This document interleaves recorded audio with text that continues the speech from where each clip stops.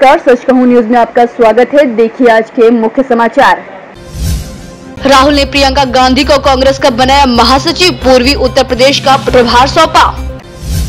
प्रियंका गांधी की नियुक्ति पर बीजेपी का तंज, ये केवल परिवार की पार्टी है। राहुल गांधी 2 दिवसीय दौरे पर अमेठी पहुंचे, फुर्सतगंज में 18 कार्यों की रखी आधारशिला।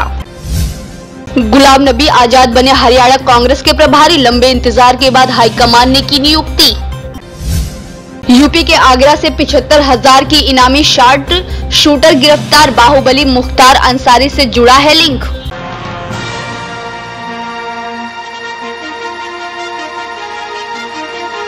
और अब खबरें विस्तार से।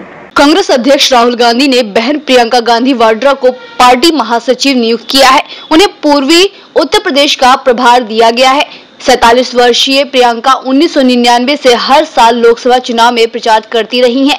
वे भाई राहुल गांधी के लिए अमेठी में और मां सोनिया गांधी के लिए रायबरेली में रैलियां करती रही हैं, लेकिन पार्टी में उन्हें पहली बार कोई पद दिया गया है।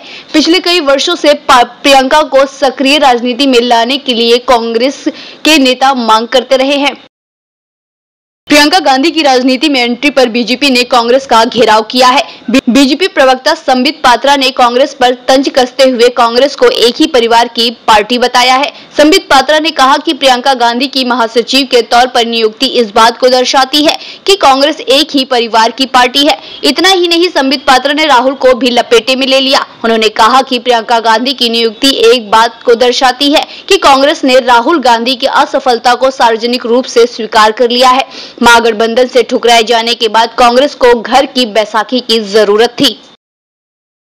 कांग्रेस अध्यक्ष राहुल गांधी अपने संसदीय क्षेत्र अमेठी पहुंच गए हैं। उनका निर्वाचन क्षेत्र अमेठी, रायबरेली और सुल्तानपुर जिलों तक फैला है। वो अपने निर्वाचन क्षेत्र अमेठी के 2 दिवसीय दौरे पर है। आज वो लोगों से भेंट, नुक्कड़ सभाएं, लोगों से मन की बात और शिलान्यास, लोकार्पण समेत कई कार्यों में शिरकत करेंगे। इससे पहले लखनऊ के अमौसी एयरपोर्ट पर कांग्रेसियों ने उनका भव्य स्वागत किया। कांग्रेस अध्यक्ष फुर्सतगंज में ग्राम पंचायत प्रतिनिधियों से मुलाकात की है। यहाँ स्थित लीला उत्सव लान में सांसद निधि से बने 18 लोकार्पण और शिलान्यास भी होना है। मध्य प्रदेश, छत्तीसगढ़ और राजस्थान के बाद हरियाणा में जीत का सपना पाले कांग्रेस हाईकमान ने लंबे अंतराल बाद हरियाणा की सुध ली है। मनमोहन सिंह की सरकार में संसदीय कार्य और स्वास्थ्य मंत्री और जम्मू कश्मीर के मुख्यमंत्री रह चुके अनुभवी नेता गुलाम नबी आजाद को हरियाणा की कमान सौंपी गई है। आजाद को उत्तर प्रदेश से हटाकर हरियाणा कांग्रेस का प्रभारी बनाया गया है। अगले लोकसभा और विधानसभा चुनाव के लिहाज से आजाद की इस नियुक्ति को काफी महत्वपूर्ण माना जा रहा है। उन पर गुटों में बटे कांग्रेस नेताओं को एक झंडे के नीचे लाने की बड़ी जिम्मेदारी होगी। सोनीपत स्पेशल टास्क फोर्स ने छाजू गैंग के 75,000 रुपए के इनाम शार्प शूटर उत्तर प्रदेश के जिला बागपत के गांव सूप निवासी अमित उर्फ छोटू को आगरा से गिरफ्तार किया है। गिरफ्तार बदमाश साथियों के साथ मिलकर रोहतक के छाजू गैंग के विरोधी अनिल छिप्पी गैंग के एक सदस्य की अपने साथियों के साथ मिलकर हत्या कर चुका है। इसके अलावा करीब 2 दर्जन अन्य आपराधिक वारदातों में शामिल रहा है। एसटीएफ आरोपित को न्यायालय में पेश कर रिमांड पर लेगी ताकि अन्य वारदातों में उसकी मौजूदगी का पता लगाया जा सके। विधानसभा चुनाव सबकी राजनीतिक दलों के लिए नाक का सवाल बन गया है। बीजेपी, कांग्रेस, इनेलो और जजपा ने अपने छोटे से बड़े नेताओं को प्रचार अभियान में उतार दिया है।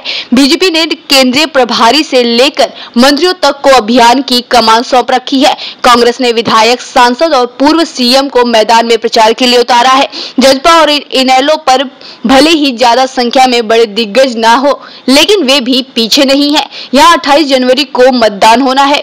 वहीं भारतीय जनता पार्टी ने उम्मीदवार कृष्ण मिठिया को जीत दिलाने के लिए पूरी ताकत लगा दी है। मंत्री कविता जैन और सीएम के मीडिया एडवाइजर राजीव जैन ने जिंद में ही डेरा डाल रखा है, जबकि हरियाणा प्रभारी अनिल जैन भी 2 दिन से चुनाव प्रचार में जुटे हुए हैं। प्रयागराज में मौसम ने करवट बदली है। बुधवार सुबह से यहां तेज हवा के साथ हल्की बारिश शुरू हो गई है। कुछ ही समय में तेज बारिश से कुंभ मेले की व्यवस्था बिगड़ने लगी। इससे पहले मंगलवार देर रात तेज आंधी आने से मेला क्षेत्र में अफरा तफरी मच गई थी। कई छोटे मोटे तंबू भी उखड़ गए। गरज चमक के साथ कुछ इलाकों में बूंदाबांदी भी हुई। मौसम विभाग के मुताबिक पश्चिमी विक्षोभ और ऊपरी हवा के चक्रवात का असर पूरे देश में देखने को मिला है। अगले 48 घंटे में बारिश के आसार है। बारिश के बाद प्रयागराज में ठंड भी बढ़ गई है। 2 अप्रैल के उपद्रव में ट्रेन में फंसे मुसाफिरों की मदद करने वाली मुरैना की बहादुर बेटी अद्रिका और कार्तिक गोयल को मंगलवार को दिल्ली में राष्ट्रपति रामनाथ कोविंद ने सम्मानित किया। इन दोनों बच्चों को बहादुरी के लिए नेशनल चाइल्ड अवार्ड दिया गया।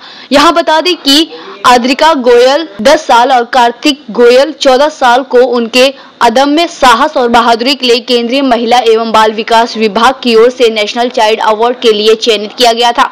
इन दोनों बच्चों ने 2 अप्रैल को शहर में हुए उपद्रव के दौरान ट्रेनों में फंसे यात्रियों को खाना दिया था। उसके चलते इन दोनों अवार्डों के लिए चुना गया। दोनों बच्चों को 22 जनवरी को नई दिल्ली आमंत्रित किया गया था। जम्मू कश्मीर, हिमाचल और उत्तराखंड सहित उत्तर भारत के अधिकांश इलाकों में मंगलवार को बारिश और बर्फबारी हुई। कश्मीर के पर्यटक स्थल गुलमर्ग में पारा -11 डिग्री पर पहुंच गया है। रामबन जिले में एक पहाड़ी गांव में हिमस्खलन की चपेट में आने से 12 साल की लड़की सहित 2 लोगों की मौत हो गई। बर्फबारी और भूस्खलन के कारण जम्मू कश्मीर हाईवे दूसरे दिन भी बंद रहा। वहीं हिमाचल में 377 सड़कें बंद हो गई हैं। इनमें सबसे ज्यादा शिमला की 204 सड़कें हैं। उधर उत्तराखंड के केदारनाथ और बद्रीनाथ में मंगलवार को 2 फीट तक बर्फ गिरी। आज के इस बुलेटिन में बस इतना ही। बने रहिए सच कहूं न्यूज के साथ।